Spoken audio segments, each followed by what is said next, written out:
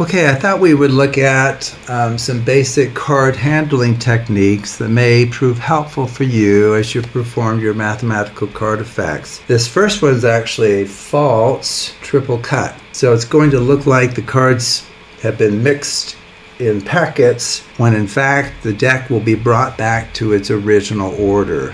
Okay, so what you do is you hold the cards like this. It's called kind of Biddle grip or modified Biddle grip. You need your index finger free to do some work here, okay? So you're going to, with your index finger, you're going to pull off just a small packet of cards like that. Now with your other hand, you're going to come over here and grab that packet. Okay, so that's called a swing cut, when you swing it over like that.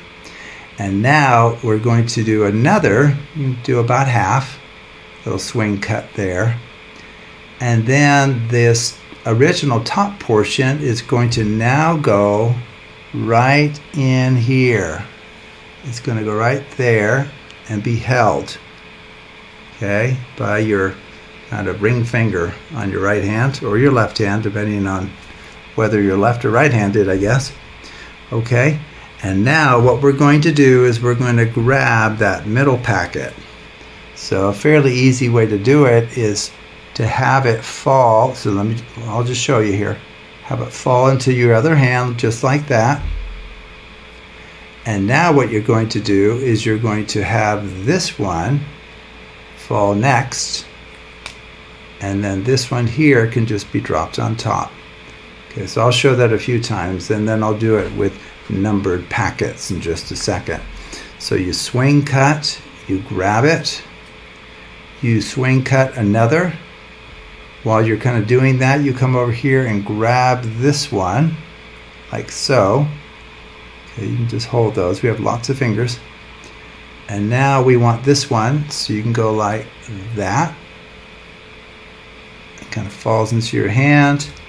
And then we can go like this and just kind of have it go off of your index finger here. And then this one, I mean, you can do fancy things, or you can just drop it down on top.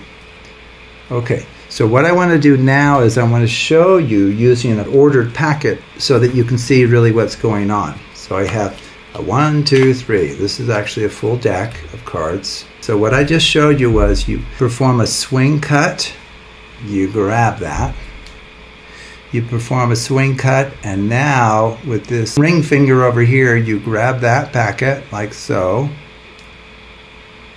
Okay, and now look at where 3 is. 3 is right there. That was the bottom. So we want the bottom on bottom. So we go like that. Now you'll notice it's upside down, but that's not a problem. And now this is 2, so we want that one next. And then this is 1, of course, so that goes on top. So that brings it back to original order, 1, 2, 3. Okay, so let's do it again. Okay, so you do a swing cut, grab this one, swing cut, and then bring that first packet over, and then grab it like that. You know, you can just make sure you hold it tightly enough the cards don't kind of flop around. And now you want the middle packet.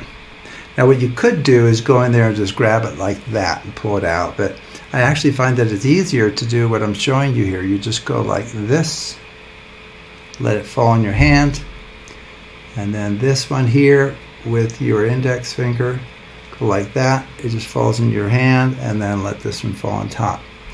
Wow, anyone watching that would think that the cards are being scrambled a fair amount, that those packets are in fact in a different location than they were at the beginning, when in fact you've put everything back together again. There's not a single card out of place. Everything is just as it was, okay?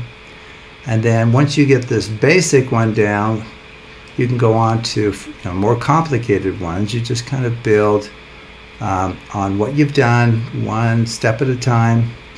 And you can include like kind of variations. So for example, we could go like this, like that, this, and go like that. And now maybe this time, instead of going like that, you could actually pull it out this way and then go like that and then like that. So there's so many different variations once you get some of the basic little moves down.